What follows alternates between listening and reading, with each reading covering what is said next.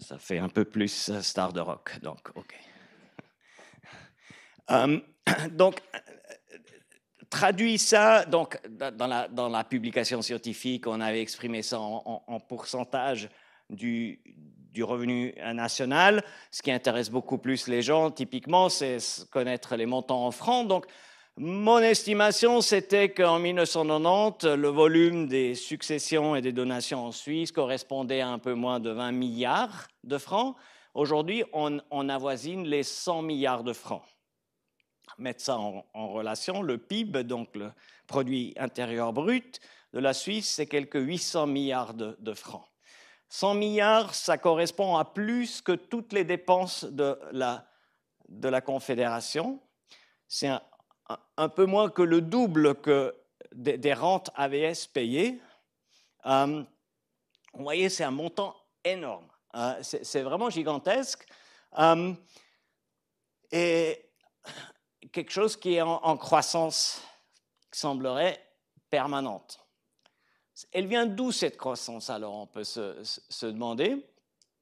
Voilà, je vais vous en dire quelques mots de plus, mais avant d'y arriver, je vais juste vous montrer un autre graphique de notre étude antérieure inspirée par les méthodes de Piketty, parce que Piketty et ses co-auteurs avaient aussi développé une méthode très, très intelligente d'essayer de quantifier de la fortune actuellement disponible dans les ménages d'un pays, quelle est la part qui ressort de l'héritage.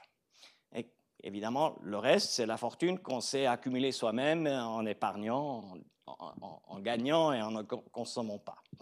Et ce chiffre aussi, il est relativement impressionnant. Donc là aussi, la Suisse, c'est la courbe foncée, et axe vertical, c'est des pourcents, et vous voyez qu'environ la moitié, grosso modo, de la fortune, donc 50 centimes par franc de fortune en Suisse, ressort pas de l'effort de la personne elle-même qui détient cette fortune, mais ressort de l'héritage. C'est des générations antérieures qui ont accumulé la fortune qui est détenue actuellement.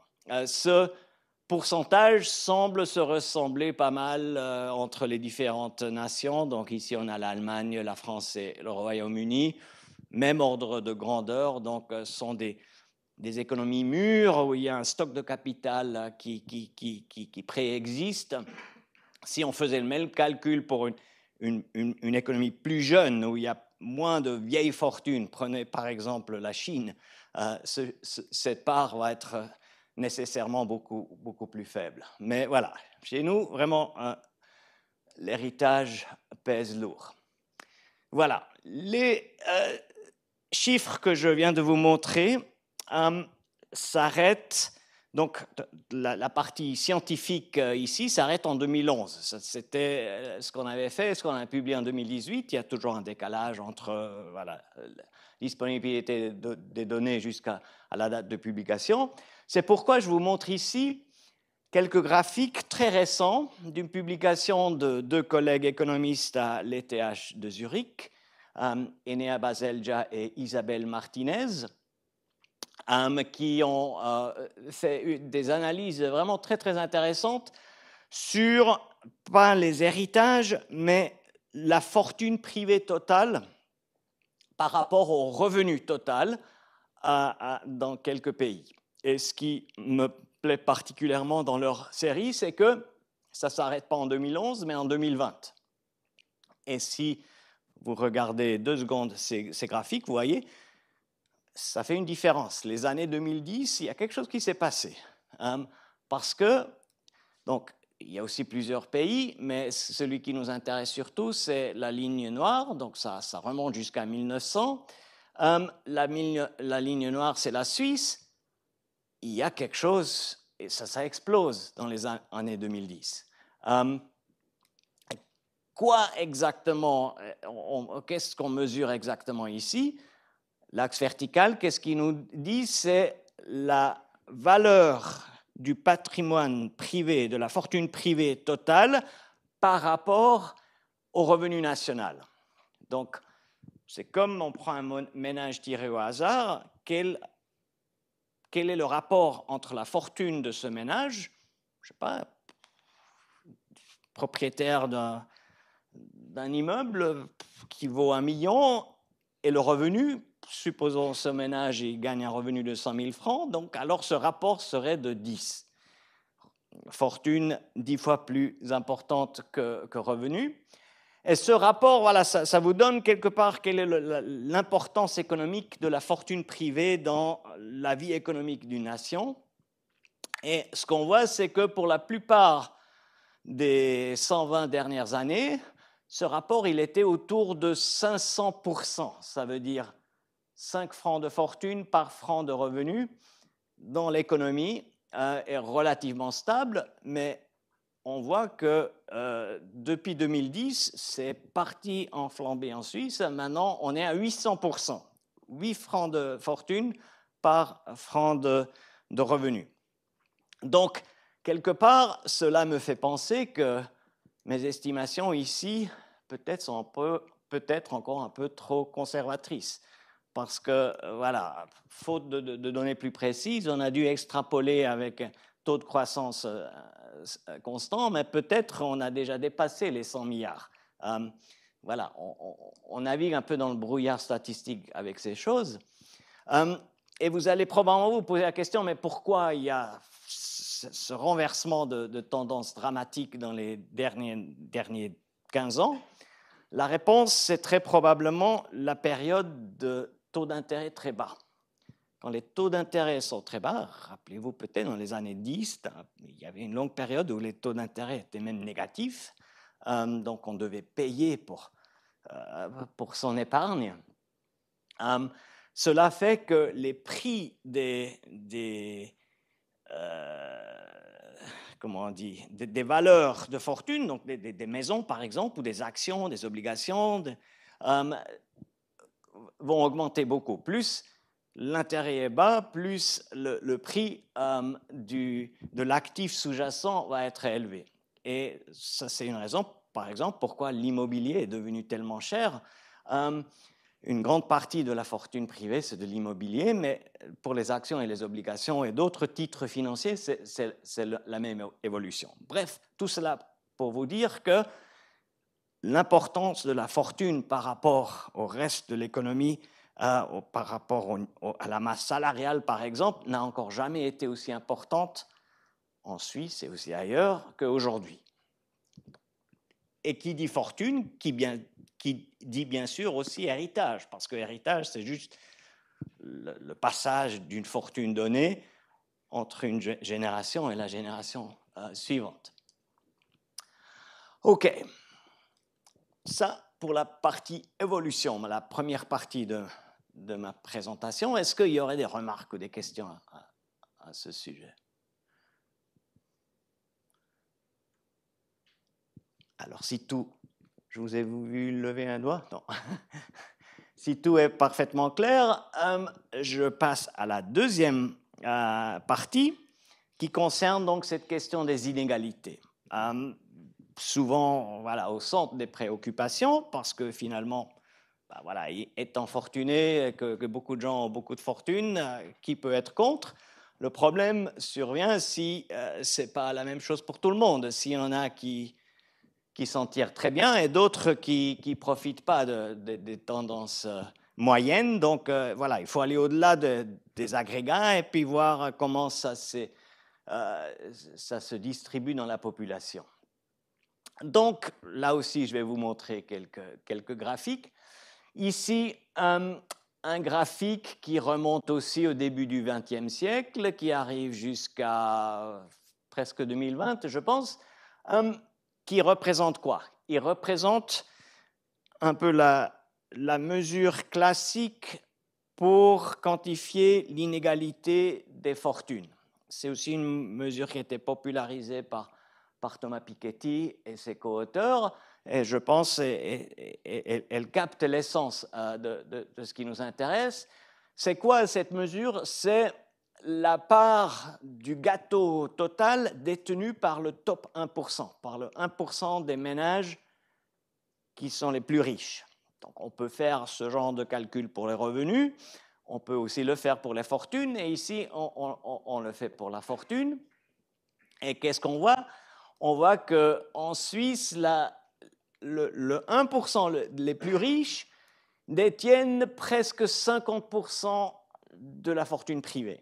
Donc, une personne sur 100 en Suisse détient quasiment la moitié du gâteau du patrimoine suisse. Donc, est-ce que c'est beaucoup ou c'est pas beaucoup? Je dirais c'est beaucoup. C'est une distribution très inégale, dans deux sens. Un sens, c'est en comparaison internationale. Donc ici, il n'y a qu'un petit échantillon de pays, les États-Unis, la France, le Royaume-Uni. Les États-Unis, qu'ils ont typiquement considérés comme étant une économie plutôt inégalitaire, très capitaliste, un État social moins développé que dans la plupart des pays européens. Mais malgré ça, en Suisse, on semble être encore plus inégalitaire en ce qui concerne la fortune. Pour les revenus, c'est toute une autre histoire, mais pour la fortune, on est vraiment encore plus inégaux que les États-Unis. Donc ça, c'est une dimension dans laquelle on a une distribution de la fortune très inégale. C'est en comparaison internationale, en coupe transversale à un certain moment donné. Et l'autre aspect, c'est juste la comparaison intertemporelle. Et puis là, vous allez peut-être dire, ben voilà, là on est dans les mêmes eaux un peu qu'on était dans la première moitié du XXe siècle. La précision de ces estimations pour la première moitié du XXe siècle, elle est moins bonne que pour les années plus récentes, mais ceci étant, oui, donc on n'est pas ici à une inégalité qui atteindrait un nouveau niveau record, mais quand même, on observe qu'année après année, depuis le début des années 80, ça augmente. Bon, là, il y a eu quelques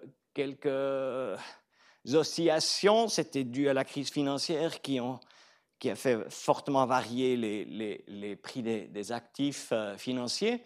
Mais à part ça, la tendance est très claire. Et moi, j'en ai fait un peu une habitude. Chaque année, au mois d'octobre, novembre, l'administration fédérale des contributions publie les nouvelles statistiques sur la distribution des fortunes, typiquement avec un décalage de 3 ou 4 années.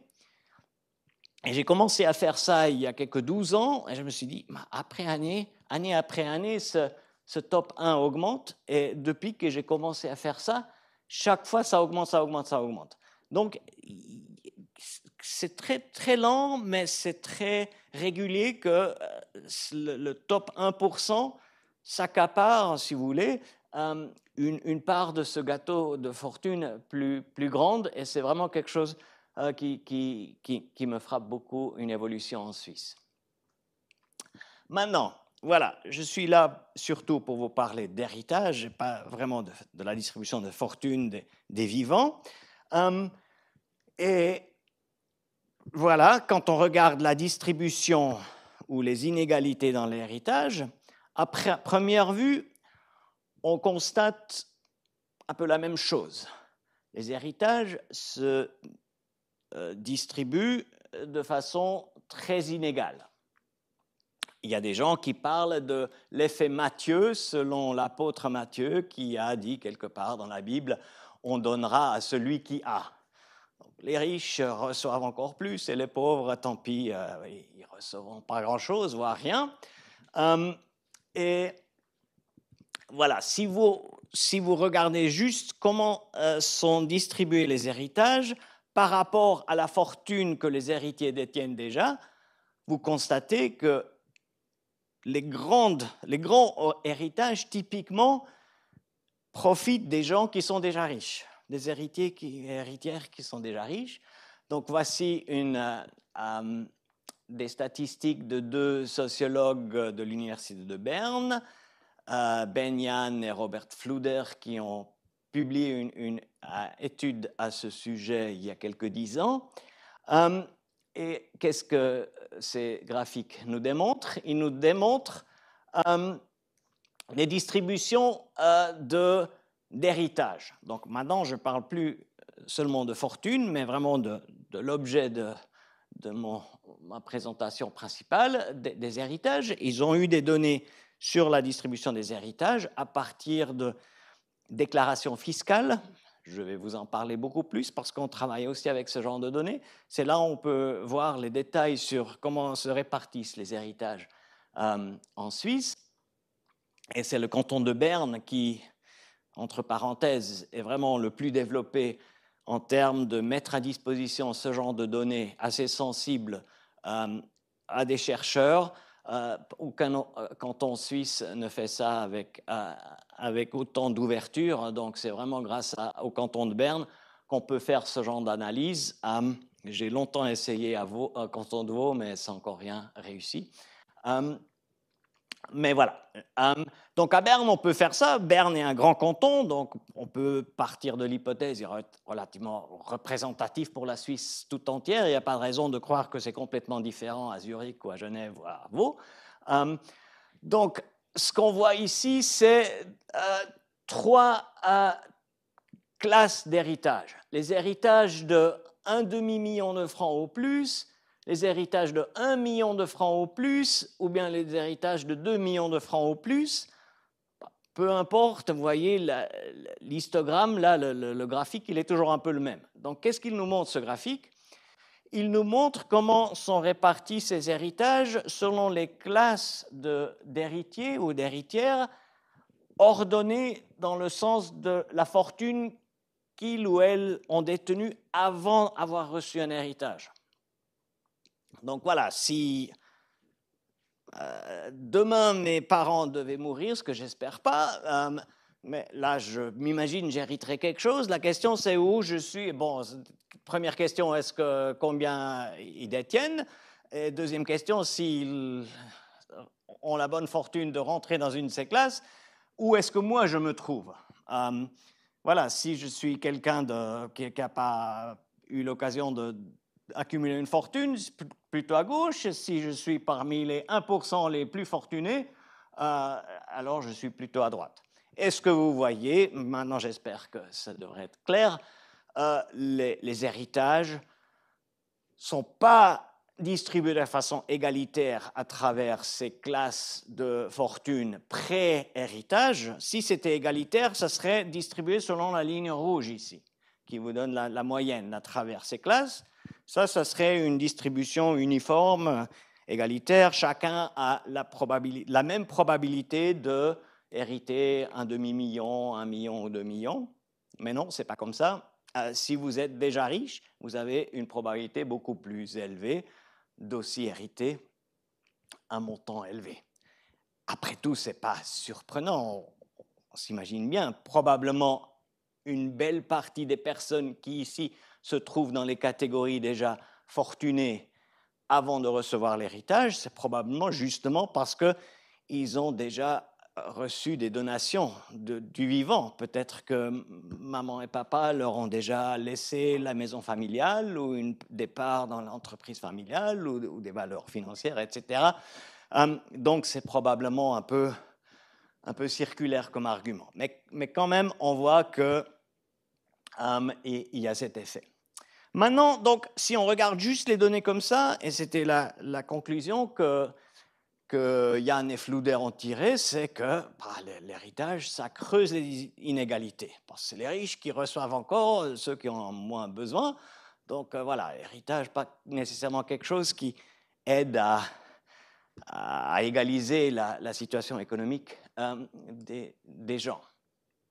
Mais après, les économistes sont venus sur la scène et ont re-regardé la chose et se sont dit, ce qui compte en fait pour l'égalité, ce n'est pas tellement les différences absolues de combien on reçoit, mais c'est les différences relatives. Si quelqu'un qui, avant d'hériter, a une fortune de 10 000 francs et puis il hérite de 100 000 francs, il aura multiplié par 11 ce qu'il a déjà eu.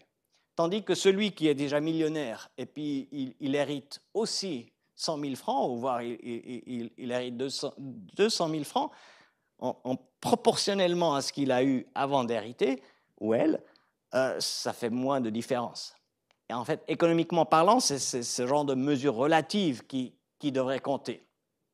Et voilà, je vous montre un graphique qui est peu difficile à expliquer, mais je vais quand même essayer de le faire, d'une étude qui est en train de réalisation que je fais avec quelques collègues,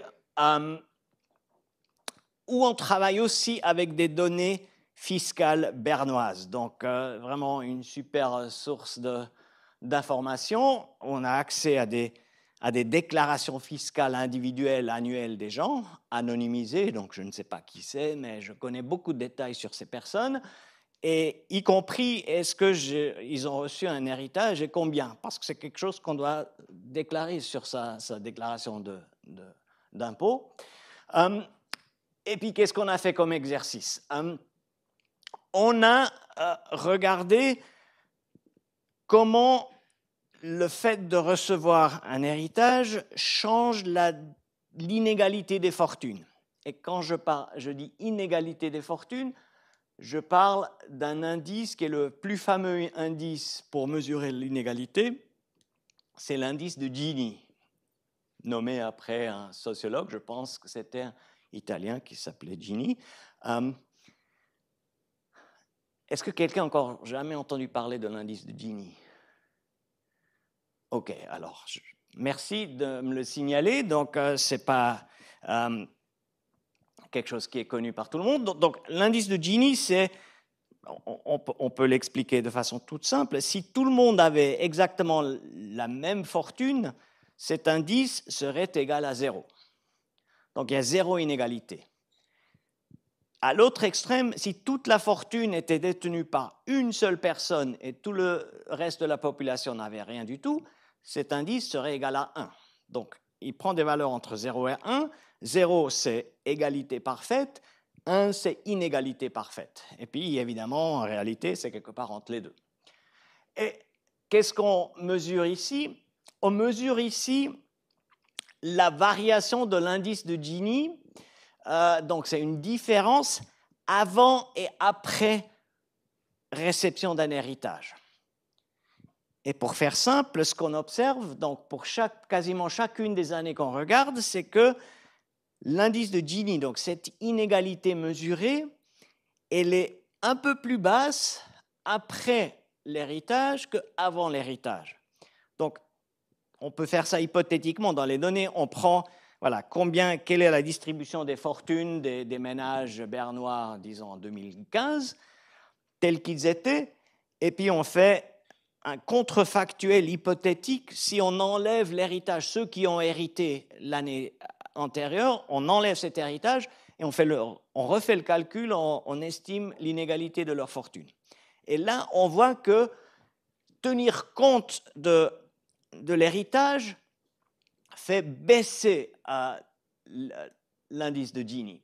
Sauf une année ici, donc je pourrais vous raconter une longue histoire, mais pour faire bref, c'était l'année avant, il y avait une initiative populaire pour un impôt sur les successions, et il restait une année, 2011, où les gens pouvaient, si jamais l'initiative avait passé, ce qu'elle finissait par ne pas faire, mais les gens ne pouvaient pas savoir, on pouvait encore faire des donations sans que ça serait frappé par l'impôt au cas où l'impôt avait passé le vote populaire.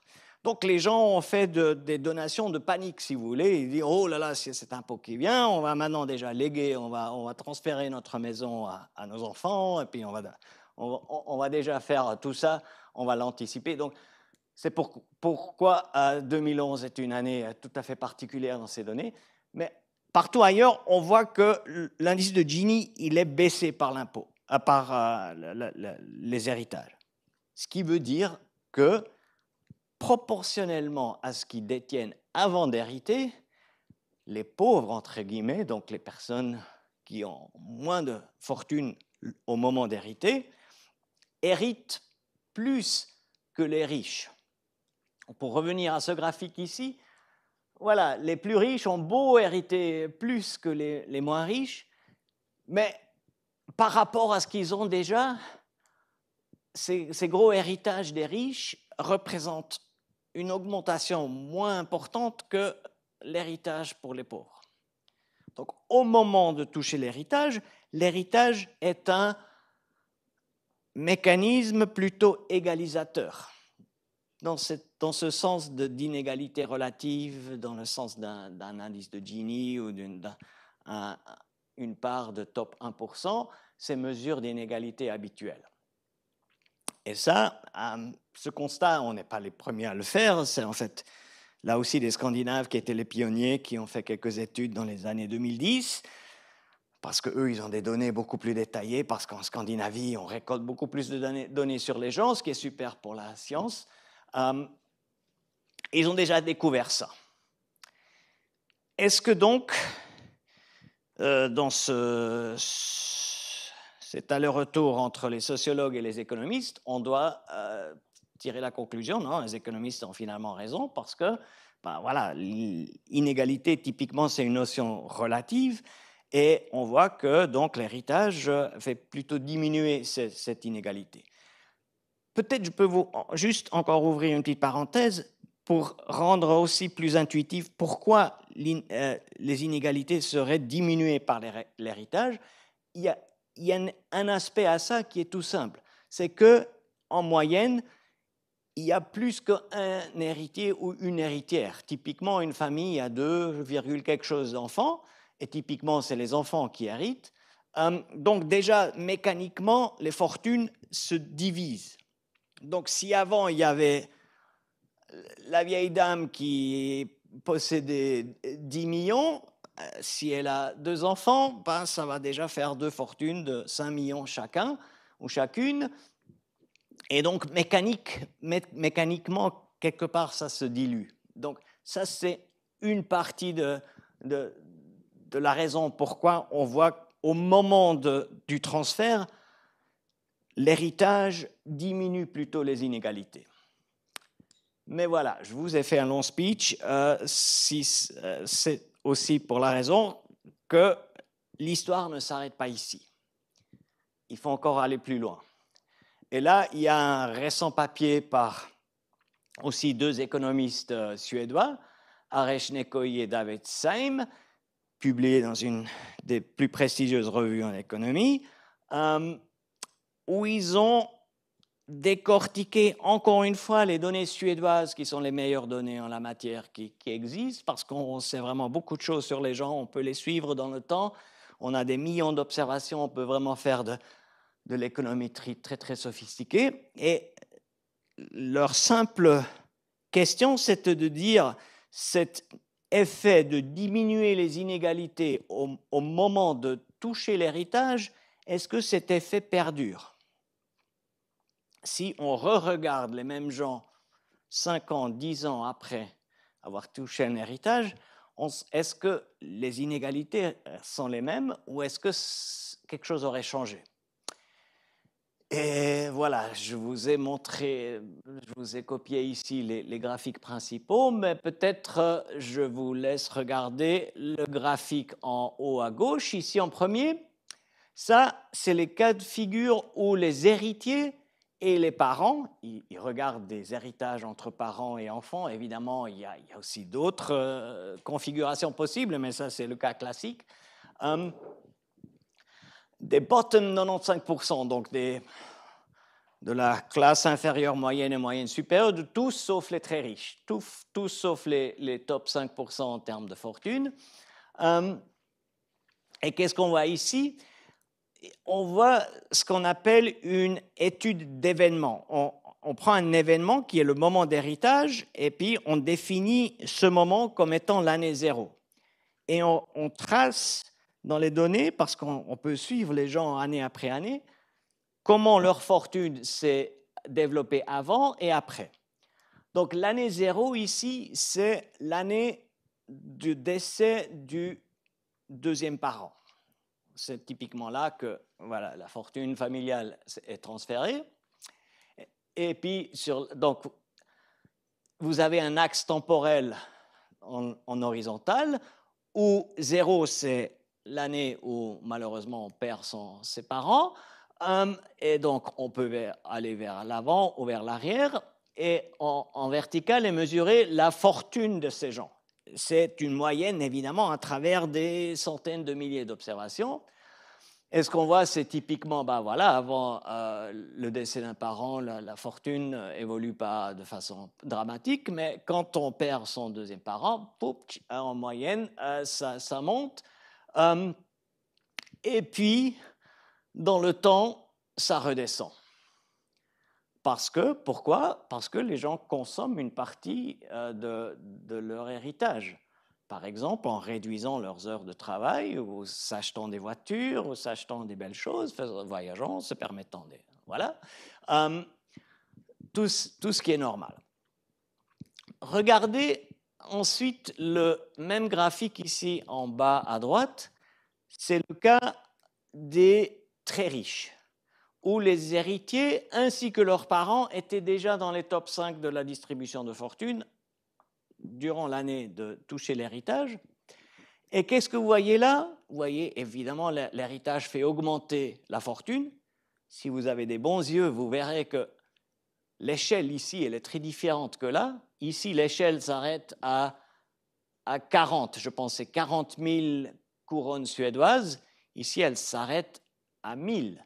Donc, ça, c'est 1 million de couronnes suédoises. Donc, déjà, les dimensions sont très différentes parce que, voilà, ici, c'est les riches. Et puis, ce qu'on voit, c'est que, en fait, leur consommation est beaucoup moins prononcée.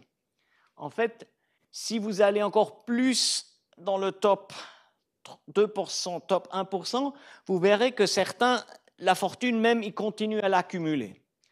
Parce que, bah, voilà, l'explication qu'on peut s'en faire, c'est qu'ils n'ont pas besoin, ils sont déjà très riches. Après, ils héritent encore voilà, la deuxième moitié de l'entreprise parentale. Ils continuent à la faire fructifier, ou bien ils n'ont pas besoin de consommer, et donc ils investissent et ils accroissent encore cette fortune qu'ils ont héritée. Et voici ce que ça donne.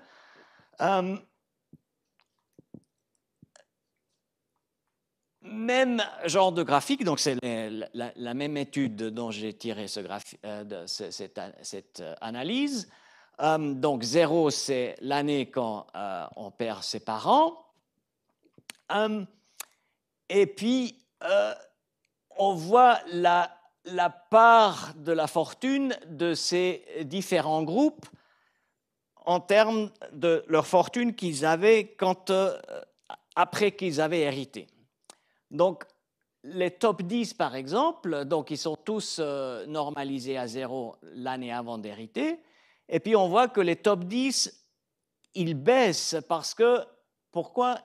Ils consomment une partie de... Même les top 10, hein, c'est déjà les 10% les plus riches, donc ceux qui sont juste à la limite. Mais ils consomment et donc ils perdent leur place relative qu'ils avaient juste durant l'année quand ils ont arrêté. Tandis que les top 1, les plus riches, eux, ils améliorent encore leur position. Donc, résumé de tout ça, c'est que, oui, au moment d'hériter, typiquement, proportionnellement à la fortune qu'ils détiennent déjà, les personnes moins fortunées héritent plus que les plus fortunées. Donc, dans ce sens-là, l'héritage a un effet égalisateur sur l'inégalité des fortunes.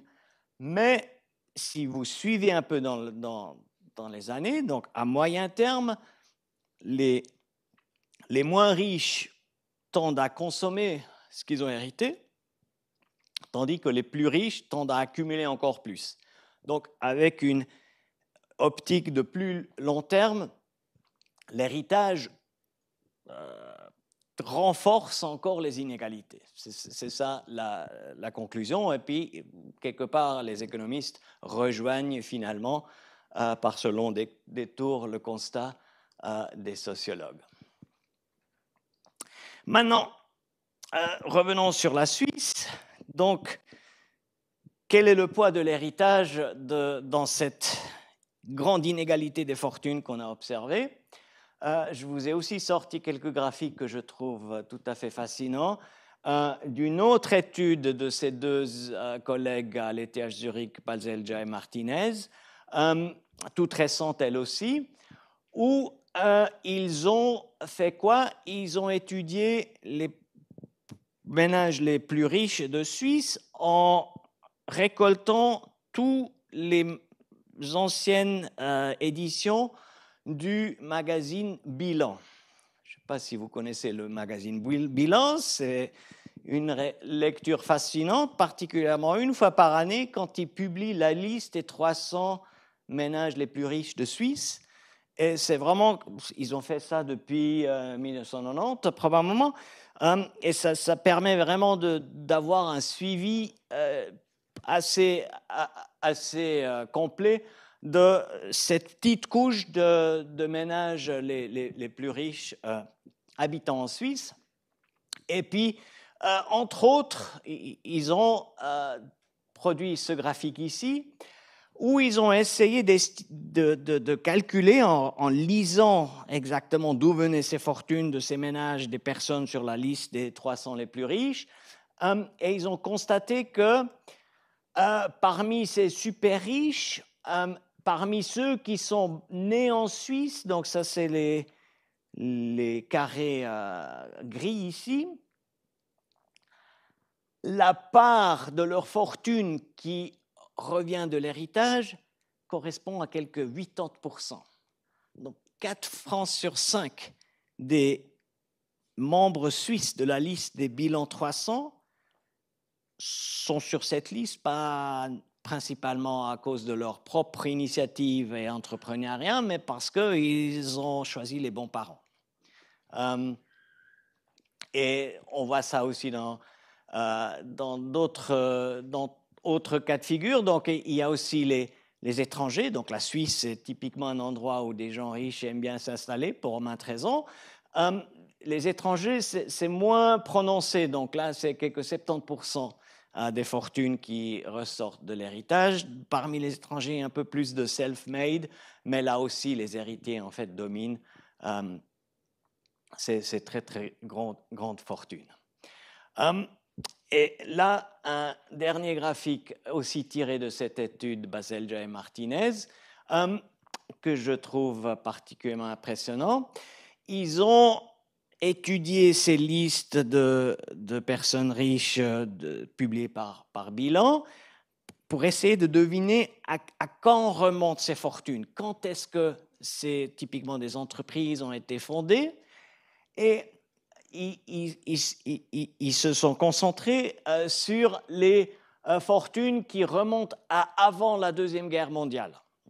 Donc, bien dans la première moitié, donc presque 100 ans. Et j'étais étonné quand j'ai vu ça. Encore aujourd'hui, disons en 2020, donc c'est très récent, il y a encore plus que 40% des fortunes suisses dans la liste des bilans 300 qui remontaient à des profits faits, de l'accumulation de capital d'avant la Deuxième Guerre mondiale. Donc il y a beaucoup de vieilles fortunes, en allemand on disait altes Geld, qui domine en Suisse. Et le renouvellement de ce pool de personnes très très riches est relativement lent parce que voilà, il y a cet héritage qui perpétue ses fortunes. OK. Ça, c'est ce que je voulais vous dire au sujet de mon deuxième bloc, les inégalités. Est-ce que là, il y aurait quelque chose qui... Monsieur.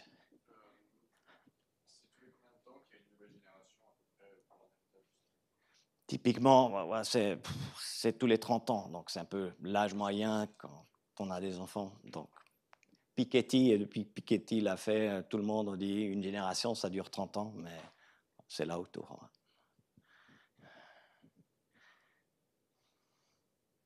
Madame. Je reviens au graphique des 1% et des 45%.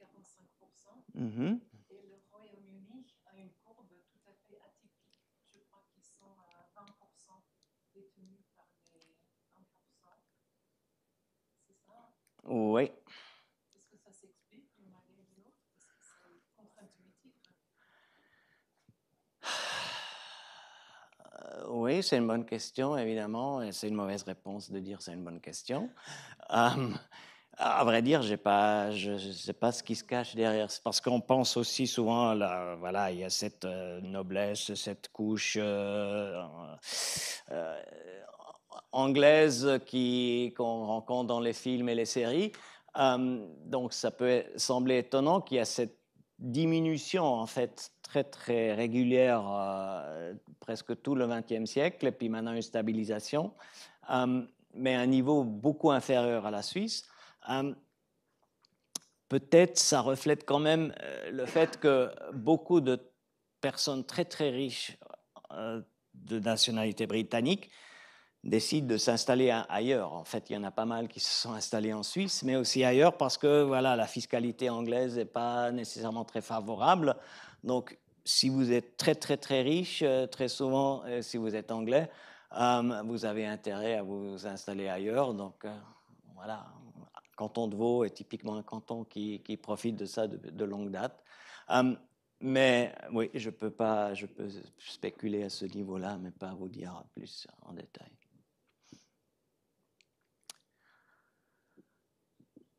OK. Alors, s'il n'y a pas d'autres remarques, laissez-moi parler de la chose qui me passionne vraiment, ce sont les impôts. Impôt sur les successions, c'est une patate chaude, c'est quelque chose sur quoi pas beaucoup de monde ont pas d'opinion. Peut-être laissez-moi faire juste un petit sondage pour prendre la température de la salle. Vous avez évidemment le droit de vous abstenir, mais comme ça, spontanément, qui parmi vous pense impôt sur les héritages? Non, c'est quelque chose de pas chic. Il faudrait essayer d'éviter d'en prélever.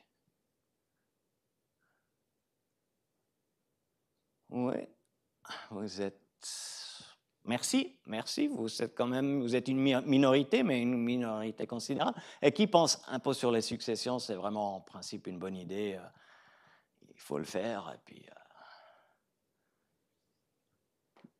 Oui, merci. Peut-être légèrement plus, mais ça me semble assez équilibré. Et qui n'a pas vraiment d'opinion, pas trop réfléchi à la question encore? OK, merci. Super. Donc, on a vraiment toutes les opinions. Peut-être on pourra en parler ultérieurement. Donc, sachez qu'en Suisse, l'impôt sur les successions, tout comme pas d'ailleurs dans la plupart des autres pays, est vraiment un impôt que beaucoup de gens détestent. Mais, je peux aussi déjà vous le dire, les économistes qui réfléchissent un peu à ces genres de questions sont typiquement très favorables. Parce que c'est un impôt qui, en fait, ne désincite pas à investir, travailler, etc., être productif, parce que c'est prélevé sur une fortune qu'on n'a soi-même pas contribué à accumuler. Mais bref, une chose après l'autre. L'impôt sur les successions en Suisse, en fait, il a été fortement baissé depuis que moi j'étais étudiant dans les début des années 90. Dans les débuts des années 90, en Suisse, par franc d'héritage, il y avait quelques 4,6 centimes d'impôt sur les successions qui étaient prélevés. Aujourd'hui, par franc d'héritage, il y a quelques 1,6 centimes qui sont prélevés. Donc presque divisé en 3. Quelle était la raison principale? La raison principale, c'est que la plupart des cantons ont aboli l'impôt sur les successions en ligne directe. Ligne directe, ça veut dire de parents à enfants, aux parents, aux grands-parents, aux petits-enfants. Et c'est là, évidemment, où la grande masse des héritages se produit. Et cet impôt, c'est un impôt cantonal en Suisse. On va voter probablement en 2026 sur une initiative populaire des jeunes socialistes pour introduire un impôt sur les successions au niveau fédéral. Ça serait nouveau parce que jusqu'ici, c'est un impôt, quand il est prélevé au niveau des cantons et parfois aussi des communes.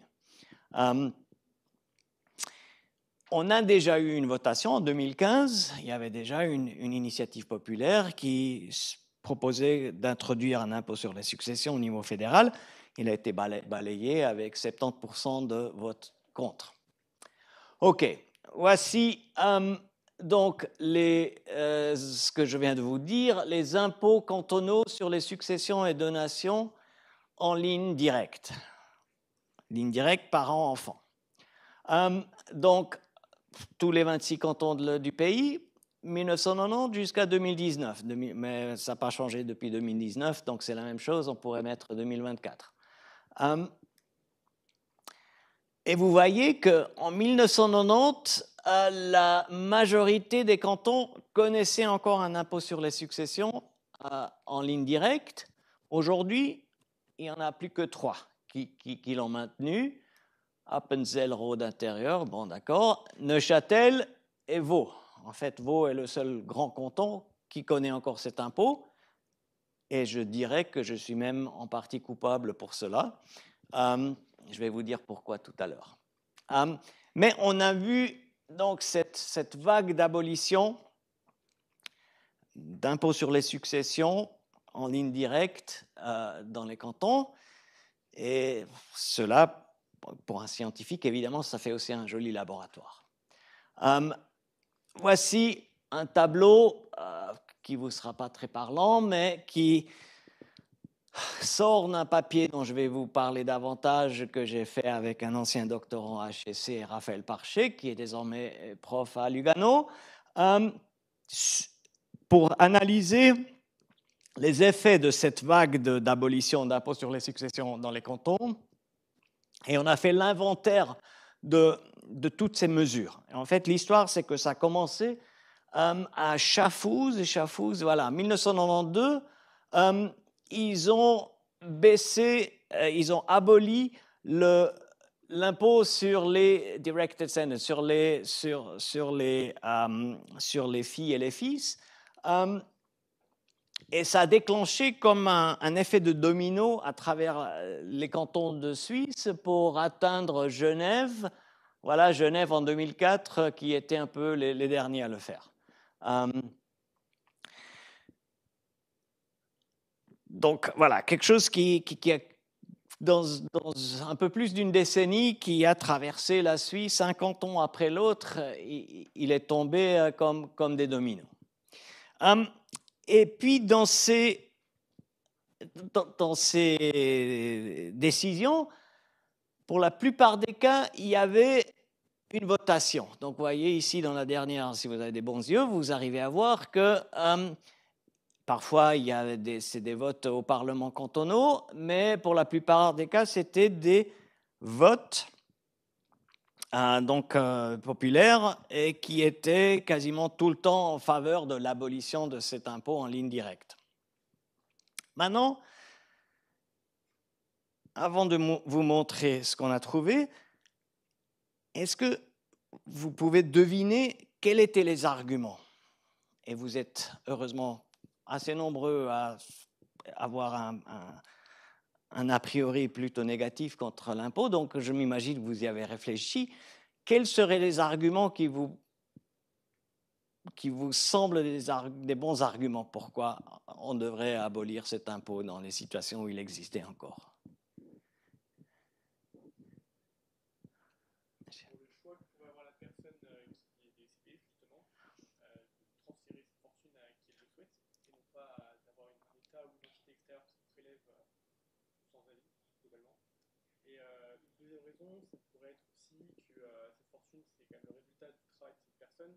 Donc, il y a assez de chances pour qu'il y ait quelqu'un de suffisamment légitime de toucher à cette fortune autre que cette personne. Donc, si je peux résumer, merci. C'est quelque part ce que vous dites, c'est juste le respect de la propriété privée, l'intimité familiale, que ça ne regarde pas à des tiers de se mêler là-dedans. Est-ce que j'ai bien résumé ce que vous voulez dire? Merci. Est-ce qu'il y aurait d'autres arguments qui même si vous ne les partagez pas, mais que vous pouvez imaginer qu'on pourrait faire valoir dans ce contexte? Monsieur. C'est un cas un peu plus précis, mais typiquement quand il y a aussi des parts immobilières, qu'une branche doit racheter aux autres, typiquement pour pas faire d'indivision. Parfois, quand l'impôt est fait, et ça devient plus compliqué et presque impossible du coup de racheter des parts immobilières qui du coup sont vendues pour récupérer des liquidités. Mais où en fait du coup il y a toutes ces parts immobilières qui peut-être sont des maisons de famille avec une attache sentimentale en plus qui peuvent disparaître. C'est beaucoup plus précis que les maisons modernes. Donc, si, je vais répéter parce qu'apparemment, on ne vous entend pas pour l'enregistrement, donc ce n'est pas que vous ayez mal exprimé. Mais, est-ce que je vous résume correctement en disant que quand il s'agit d'héritage de biens immobiliers, déjà le partage est compliqué.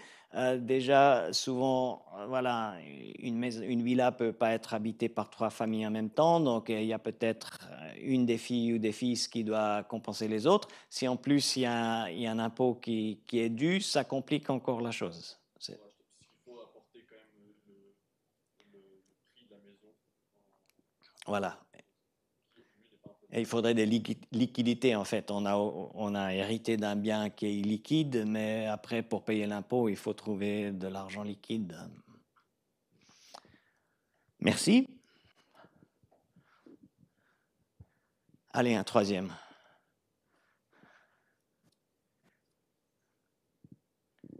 Monsieur. Un peu similaire, mais parfois c'est un outil de production. Peut-être pour les paysans, c'est difficile de transmettre s'il y a un impôt sur la succession. C'est une grosse fortune, mais c'est un outil de production. Outil de production, très bien. Voilà, ça pourrait sembler injuste ou être compliqué pour l'héritier de trouver les liquidités, là aussi, s'il s'agit d'une ferme, par exemple, ou, je sais pas, d'une entreprise, d'une PME. C'est ça l'idée. Excellent. Merci. Évidemment, ce sont des raisonnements très logiques, mais ce n'est pas du tout ce qui étaient les arguments lors de ces votations.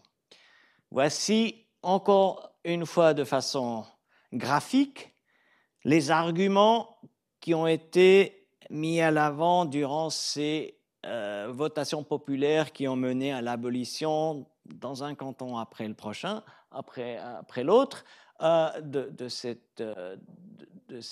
droits de succession. Comment on peut chiffrer ça? C'est parce que avec Raphaël, on a récolté les brochures envoyées aux gens pour ces votations populaires, où toujours, voilà, il y a le comité d'un côté et le comité de l'autre côté qui étalent leurs arguments sur 1 ou 2 pages de cette, et puis ils font l'effort de vraiment mettre en avant leurs meilleurs arguments parce qu'ils veulent gagner le vote. Donc, c'est une excellente ressource parce qu'on peut les comparer et on sait que là, il y a vraiment les arguments auxquels croient le plus les comités en faveur de l'abolition de ces droits de succession. Donc, on a fait 2 choses.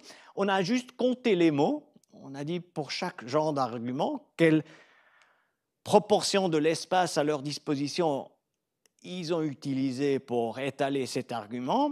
Et deuxième, c'est l'ordre dans lequel l'argument arrive. Évidemment, beaucoup des lecteurs sont un peu paresseux. En tout cas, quand je fais une petite introspection, je m'y retrouve. Je lis rarement toute la brochure. Je lis peut-être les 2 premiers paragraphes et puis je me dis, ils ont probablement mis leurs meilleurs arguments là et puis si ça me convainc, je ne continue pas.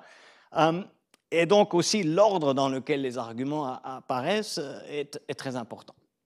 Et ce qu'on voit, c'est qu'il y a clairement un argument qui domine tous les autres, qui prend plus que 50% de la place dans le texte en moyenne. Et si vous voyez que donc, quand c'est bleu clair ici, ça veut dire que c'est l'argument qui arrive en premier dans la liste des arguments qui font valoir. Et ça, c'est l'argument de la concurrence fiscale. L'argument que, quand à côté, maintenant, ils ont aboli leur impôt sur les successions, si nous, on ne fait pas de même, tous nos vieux riches, pour faire simple, vont partir et s'installer à côté. Et on va perdre ces bons contribuables. Donc, la mobilité des contribuables implique une concurrence fiscale parce que, voilà, on pense que si on maintient son impôt, on va perdre ces bons contribuables. Et évidemment, si on abolit l'impôt sur les successions, c'est vrai, on n'aura plus de recettes fiscales sur les successions, mais de leur vivant, ces gens vont continuer à payer de l'impôt sur leurs revenus, sur leur fortune, etc. Donc, on préfère pas les perdre. Donc, sous-jacent cet argument, qui est vraiment toujours l'argument choc, est l'idée que ces personnes sont très mobiles et très sensibles à l'impôt. Et si, voilà, ça concerne plutôt les personnes âgées, parce que quand on a 30 ans, on ne passe pas encore à l'héritage qu'on va laisser, mais peut-être à 70 ans, on y pense un peu. Et que voilà, ces gens, plutôt que de rester à Lausanne où leurs héritiers devraient payer cet impôt, ils vont s'installer en canton de Valais où cet impôt était aboli. Après, il y avait d'autres arguments qui apparaissaient, donc ce n'était pas le seul, mais vraiment clairement celui qui dominait, mais laissez-moi aussi vous présenter les autres. Le deuxième, le plus visible, c'était l'argument de la taxation multiple, le fait que tout franc légué après ma mort, en fait, moi, j'ai déjà payé d'impôt dessus, impôt sur le revenu quand j'ai gagné, impôt sur la fortune après quand c'était mon épargne. Pourquoi encore frapper d'un impôt? C'est un argument qui est très souvent fait dans ce contexte. Troisième seulement, c'est l'argument un peu que vous aviez fait, monsieur, protection des droits de propriété privée, que juste, ça ne regarde pas à l'État de mettre sa main dans un passage intime à l'intérieur de la famille, un moment délicat de tristesse et de deuil. Et donc, sur un point de vue philosophique, moral, que ce n'est pas justifié. Quatrième argument, c'est ce que vous avez aussi évoqué, que ça peut compliquer la transmission d'entreprises familiales.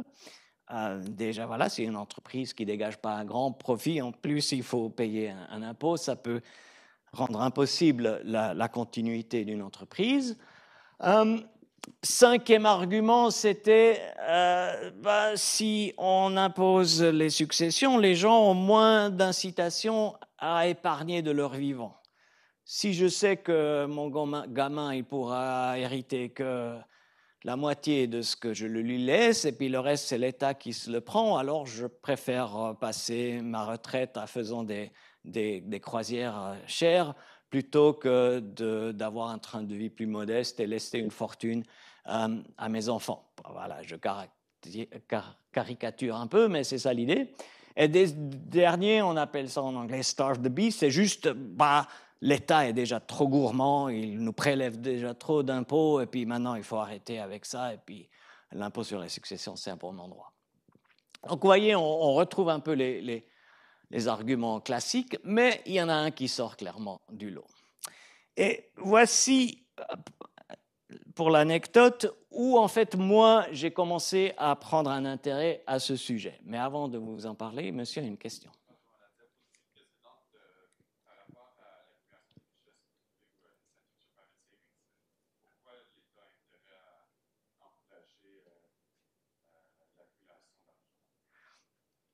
Bonne question. Pourquoi encourager donc une accumulation de capital? Parce que, quelque part, pour croître une économie, elle a besoin de personnes qui épargnent. Parce que qui dit épargne, qui dit investissement, ce que je dépense pas, je le mets sur un compte en banque ou je l'investis moi-même dans des actions ou dans une entreprise privée.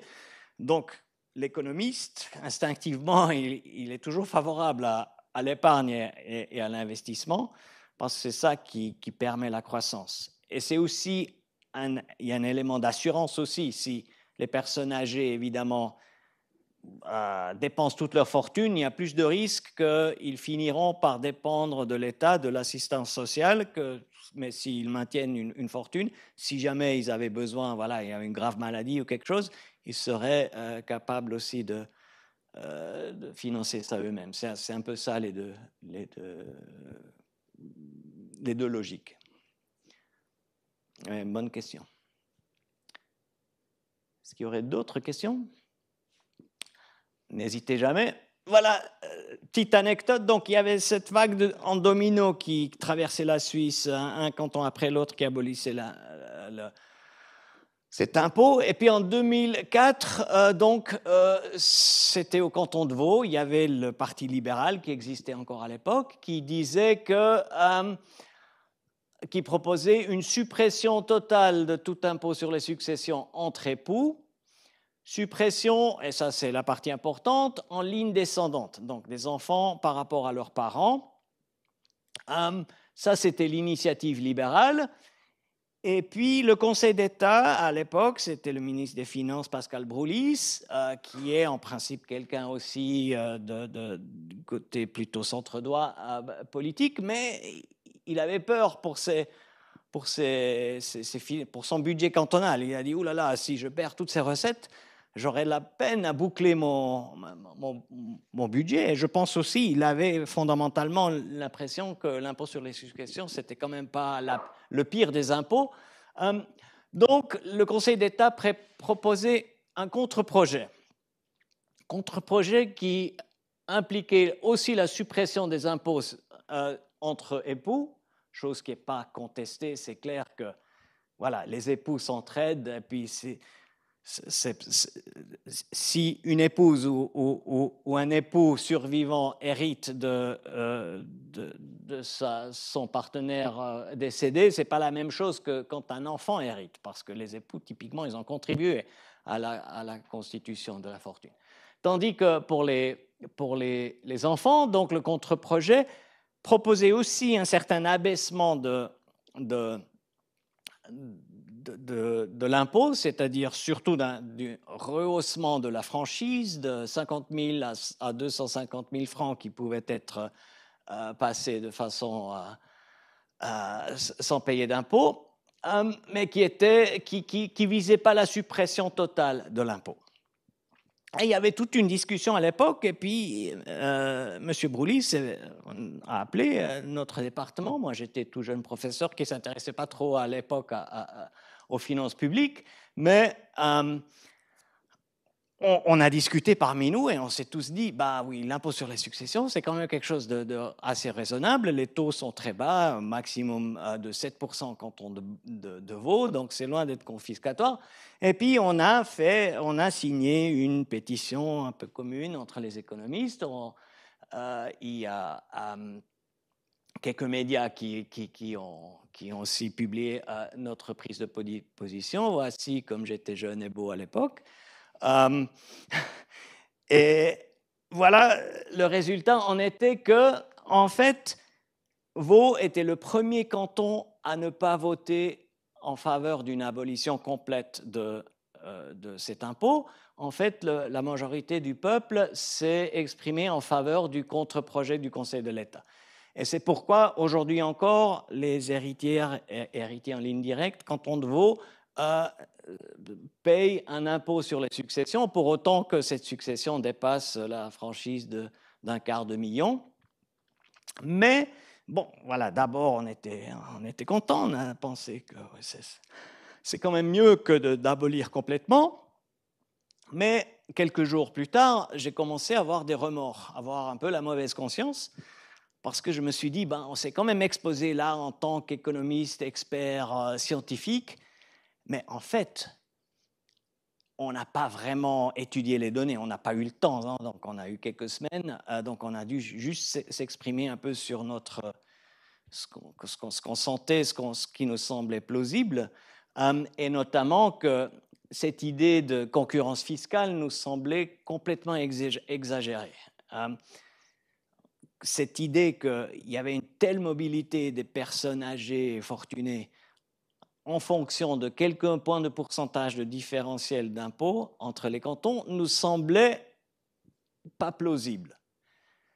Mais on ne l'avait pas étudié, on n'avait pas le temps d'étudier. C'est quand même, voilà, il faut des années pour faire ce genre d'études. Mais pour un peu pallier à ma mauvaise conscience, je me suis lancé après, donc avec mon collègue Raphaël Parchet, dans une étude où on s'est dit, maintenant il faut faire ça soigneusement. On a récolté les données sur tous les cantons sur une période de quelques 40 ans pour essayer d'estimer quelle est la sensibilité du choix de résidence fiscale de personnes âgées et fortunées en fonction de différentiels d'impôt sur les successions.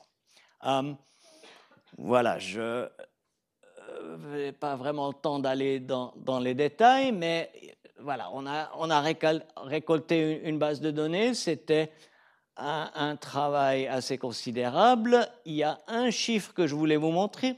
Voilà. L'impôt sur les successions, c'est en fait, c'est pas un barème. Hein. Donc, il y a, là où il existe, il y a plusieurs barèmes. Ça dépend du degré de parenté. Donc, c'est pas le même barème pour la ligne directe que pour les cousins, pour les non-parents. Il y a des exonérations pour les organisations caritatives, ce genre de choses. Donc, il s'agissait d'essayer de résumer tout ça dans un chiffre. On voulait quantifier quelle est la charge fiscale sur un franc d'héritage moyen. Donc, c'est comme une moyenne pondérée entre les héritages de parents-enfants, les héritages entre personnes décédées et des personnes non membres de la même famille, etc. Et pour tout cela, on a calculé ce qu'on appelait un taux d'impôt sur les successions moyen, average inheritance tax rate. Et la raison pourquoi je vous en parle, c'est juste pour vous donner une impression de l'ordre de grandeur de ces taux.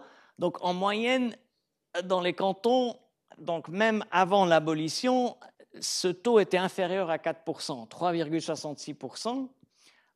Le maximum était 8,19%. Donc, jamais dépassé 10%. Donc, on parlait déjà à l'époque, avant la vague d'abolition, de taux qui étaient quand même, voilà, qui ne dépassaient pas 10%. Ça se jouait à quelques pourcents et il y avait déjà beaucoup d'exonérations, etc. Mais il y avait des variations et puis il y a des cantons où, après un certain moment, il n'y avait plus d'impôt du tout. Donc, ce qu'on a fait, c'est on a estimé des modèles économétrie, des régressions. Je ne vais pas vous ennuyer trop avec ça, mais peut-être vous donner le résumé de tous ces calculs, toutes ces estimations statistiques, c'est qu'on ne trouvait rien de systématique. On trouvait quelle façon contourner les données, comment on spécifiait le modèle d'estimation. On ne trouvait jamais un effet statistiquement significatif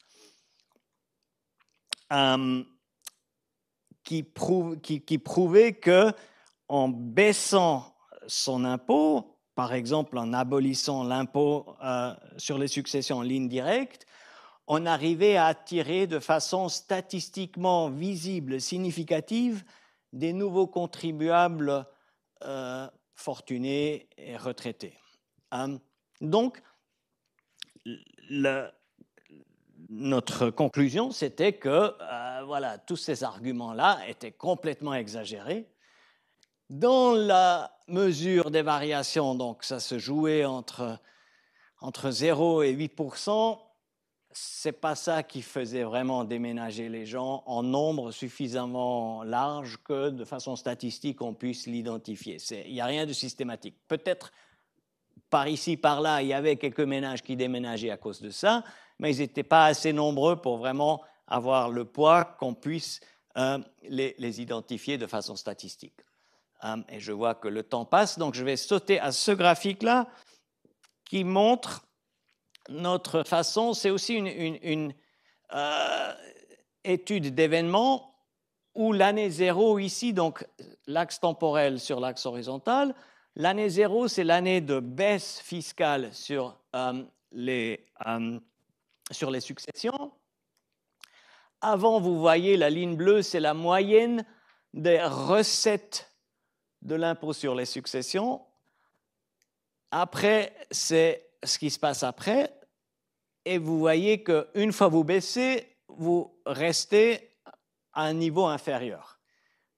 Il y a des gens qui ont dit on baisse l'impôt sur les successions et il y aura des effets dynamiques positifs. Ça va attirer des gens d'un certain âge et avec des grosses fortunes.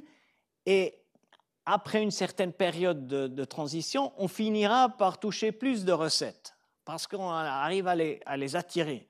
C'est l'effet, pour ceux d'entre vous qui s'y connaissent, on parle d'un effet de l'affaire. Je peux baisser l'impôt et finir par augmenter mes recettes. C'est un peu le rêve de tous les ministres de Finances, mais ça se produit très rarement dans la vie réelle. Et ici, on voit aussi, je baisse l'impôt sur les successions et même à un horizon de 20 ans, on reste plus bas. Donc, c'est des pertes nettes pour les caisses publiques. OK. Dernier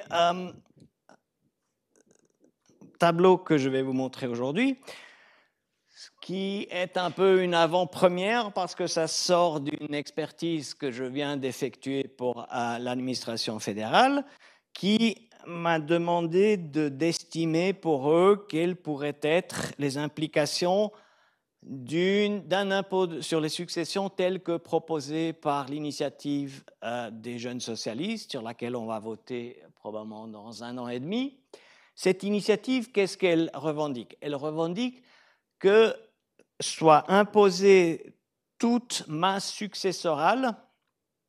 Donc ici, ce n'est pas les héritages, mais c'est la masse successorale. La différence entre les deux, c'est que l'héritage, c'est individuellement par héritier. Donc si moi, je reçois 100 000 francs, ma sœur reçoit 100 000 francs, chacun est imposé individuellement. La masse successorale, elle ne s'occupe pas du tout de qui reçoit la fortune de la personne défunte, c'est juste la masse de cette fortune est taxée en entier, que ce soit les destinataires. Donc, cette initiative, elle demande que toute masse successorale qui dépasse les 50 millions soit imposée de 50%. Donc, toute part qui dépasse les 50 millions.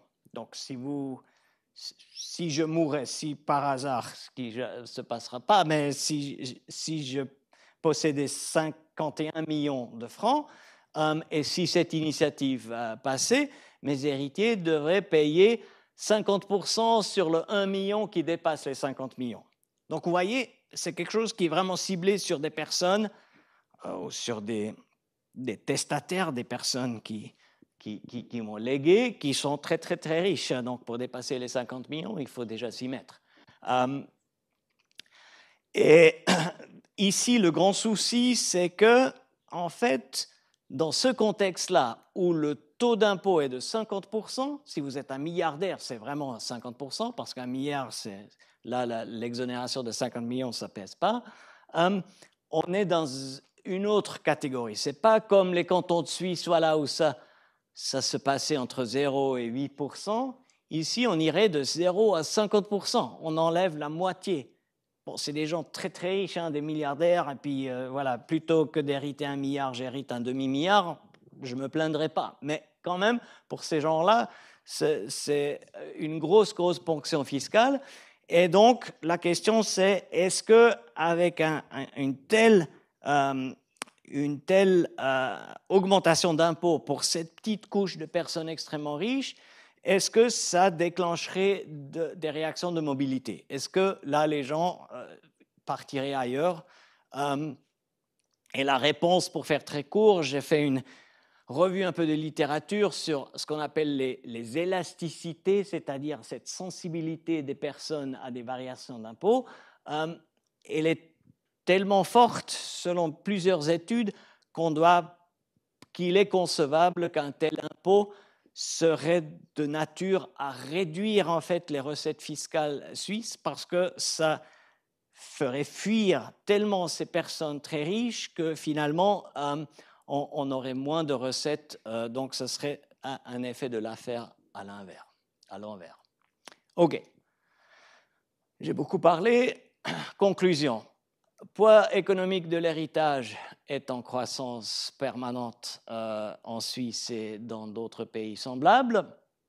L'héritage, au moins dans le long terme, perpétue les inégalités des fortunes.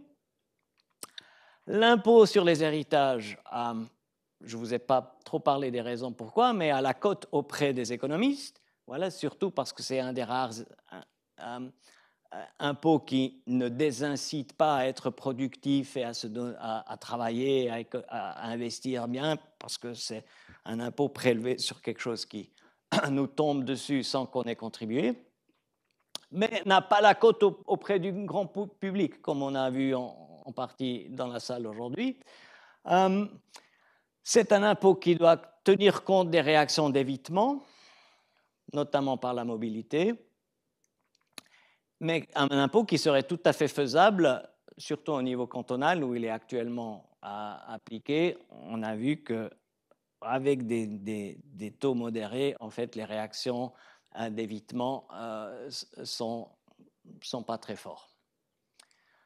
Voilà, merci de votre intérêt.